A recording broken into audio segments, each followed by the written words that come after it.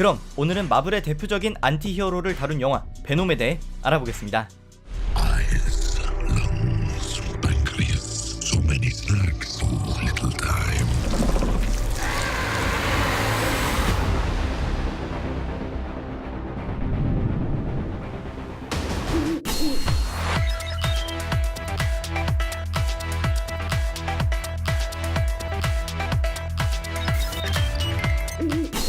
영화 베놈은 혁신적인 과학기업 라이프 파운데이션의 우주선이 미지의 외계 생물체를 지구로 들여오며 시작됩니다. 기업을 이끄는 젊은 수장 칼튼 드레이크 박사는 인간의 유한한 신체를 외계 생명체와 융합하여 진화를 이룩하고자 했는데요. 이러한 상황에서 기업의 비리를 밝혀내는 인기 기자 에디 브룩에게 라이프 파운데이션의 인터뷰 요청이 들어오게 됩니다. 그리고 인터뷰 당일 에디는 기업의 홍보를 목적으로 한 인터뷰에서 대표자인 드레이크 박사에게 예정에 없었던 비리와 관련된 질문을 하게 되었고, So I have to ask, how does that work? You know, exactly the Life Foundation thing. How does it, I don't know, how does it go about, say, testing pharmaceuticals? Eddie, we're talking about the rocket here. No, I'm not. I'm talking about the allegations. 결국 인터뷰는 중단됩니다. Eddie. They never got to work out. Thank you very much. We're not finished. Yes, you are, Mr. Brock. Is that a threat? Have a nice life. 얼마 뒤 I work at the Life Foundation, and I need your help. 우연한 기회에 라이프 파운데이션에 잠입한 에디는 직접 불법 실험체들을 목격하게 되는데요. 사고로 벌어진 실험체와의 접촉 후 집에 온 에디는 알 수 없는 변화를 느끼기 시작합니다. I'm feeling really sick. I'm hearing a voice.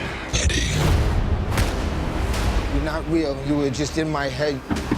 하지만 에디는 곧 그를 찾아온 라이프 파운데이션 직원들을 맞닥뜨리게 됩니다. I'm gonna need Mr. Drake's property back. Oh. 그리고 시작되는 에디의 몸속 그 생명체의 엄청난 움직임은 순식간에 이들을 제압했습니다.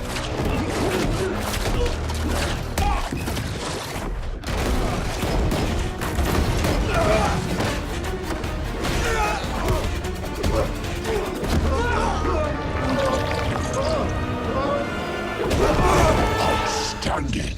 Now, let's bite all the heads off and pile them up in the corner. Why would we do that? 과연 에디의 몸속 괴물은 무엇일까요? 외계 생물과 인간의 융합체를 그린 영화 베놈입니다. What the hell are you? We are Venom. 영화 베놈은 수많은 제작 비하인드를 갖고 있는 히어로 영화들처럼 알고 보면 흥미로운 사실들을 확인할 수 있는데요. 우선 베놈이라는 캐릭터의 실사화는 이미 2007년의 스파이더맨 3편에서 이루어졌다는 점입니다. 오늘 소개해드린 영화 베놈과 같은 점은 2007년의 베놈의 숙주도 마찬가지로 에디 브룩이었다는 점인데요. It's Brock, sir. Edward Brock Jr. 대표적인 차이점은 스파이더맨 3편의 신비오트는 스파이더맨을 첫 숙주로 삼고 나서 에디 브룩에게 이동했기 때문에 스파이더맨의 수트의 디자인을 그대로 가져온 데 반해 2018년의 영화 베놈의 경우 영화사 간의 판권 문제로 인하여 거미 문양을 배제하고 캐릭터의 외형을 완성할 수밖에 없었습니다. 하지만 제작사와는 무관하게 만화를 원작으로 하고 있는 영화인 만큼 많은 영화에 카메오로 출연하는 작가인 스탠리의 등장도 확인되었는데요. 영화를 끝까지 집중해서 그를 찾아보시기 바랍니다. Enough said. 영화 베놈은 만화를 원작으로 하고도 있지만 영화 제작사의 단독 작품입니다. 때문에 대중적으로 알려진 어벤져스의 후광을 받지 못하고 자력으로 대중에게 어필을 해야 했는데요. 개봉 전부터 우려와 환호를 동시에 받았지만 꽤 성공적인 첫 시리즈라는 생각이 들었습니다. You'll find out. 특히 영화가 뽐낸 베놈의 비주얼적인 면과 액션 시퀀스는 가장 매력적인 요소들 중 하나였는데요. 2007년에 제작된 스파이더맨 3편에서는 스파이더맨과 비슷한 체구와 일회성의 악당으로 소모되었다는 점에서 많은 관객들의 아쉬움을 샀었습니다. 다행스럽게도 이러한 점을 정확하게 인지하고 있었던 제작사는 이번 영화를 통해서 관객들이 원했던 베놈의 특징을 잘 잡아냈다고 생각하는데요. 거대한 체구와 자유로운 외형의 변형, 그리고 주인공 에디 브룩과 베놈의 분리된 자아까지 제작자들이 캐릭터의 형성 단계부터 공을 들였다는 점을 알 수 있었습니다.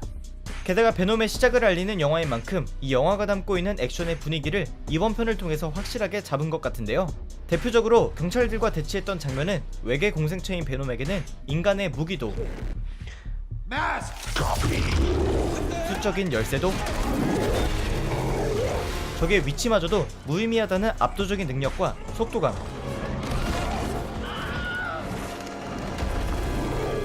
게다가 독창성까지도 확인할 수 있었습니다.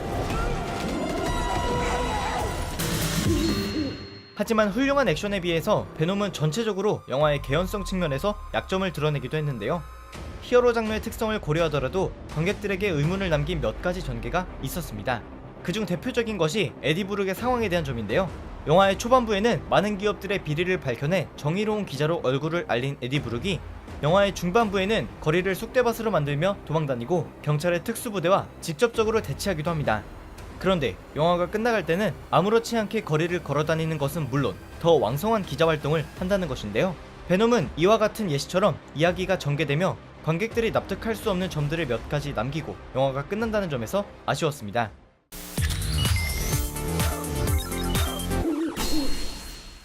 오늘 소개해드린 영화 베놈에 대한 점들은 영화를 관람하시기 전에 숙지하고 가시면 더욱 재미있게 보실 수 있는데요.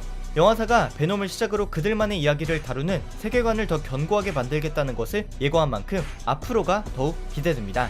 2007년 이후 11년 만에 멋진 비주얼과 시원한 액션으로 돌아온 톰 하디의 베놈을 만나보시기 바라며 지금까지 뷰맨의 무비썰이었습니다. 감사합니다. 다음에도 재미있는 영화로 돌아오겠습니다.